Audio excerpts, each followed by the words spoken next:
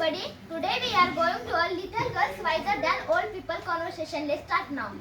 It was an early Easter. In the yard lay snow and this ran down the village as a large puddle had run down from a manure pile into a lane between two farms. And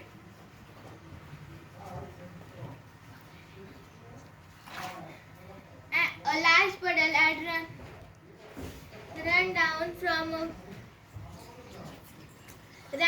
manure puddle into a lane between two farms. At the puddle, two girls, one older than the other, had met both of them and been dressed by their mothers in new clothes. The little girls had a blue dress and the elder yellow one with a design. Both had their wrap in her kerchiefs.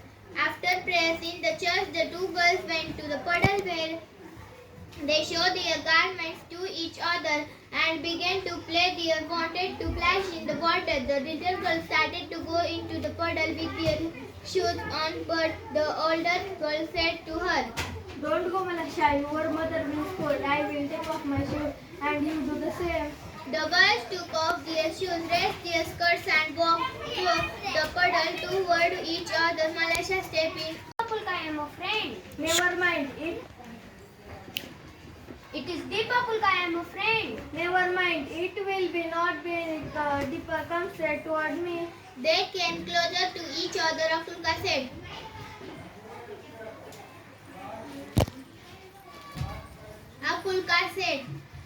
Malasha, look out and do not flash it up, but walk softly.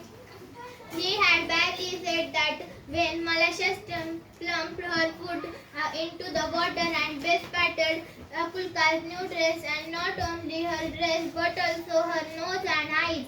When Apulka saw the spots on her dress, she grew angry at Malasha and scolded her and ran after her, wanted to strike her. Malasha, frightened and seeing what trouble she had caused, jumped out of the puddle and ran home. Apulka's mother passed by. She saw her daughter dispatches and sewing.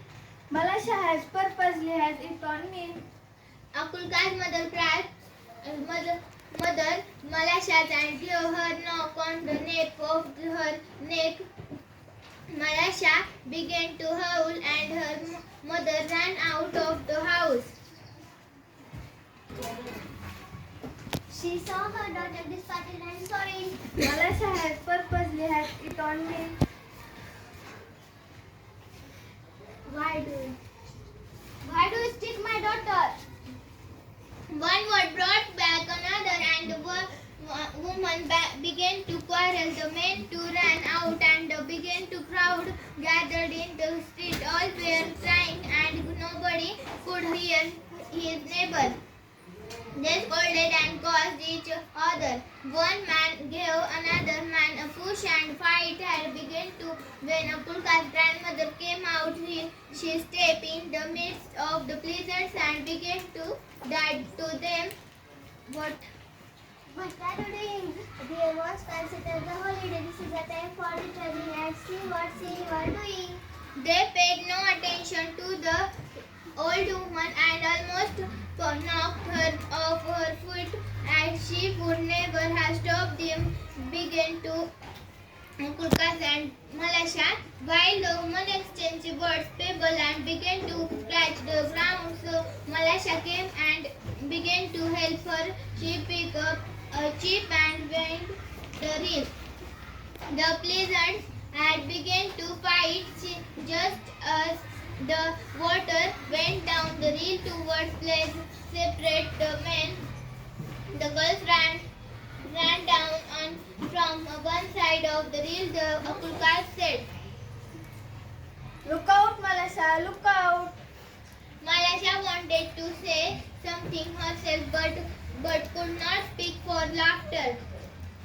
The girls were running, bobbing up and down the rails. They ran straight into the crowd, saw them, and said to the peasants, Shame on you before God and start fighting on your long ago forgotten thick to girl.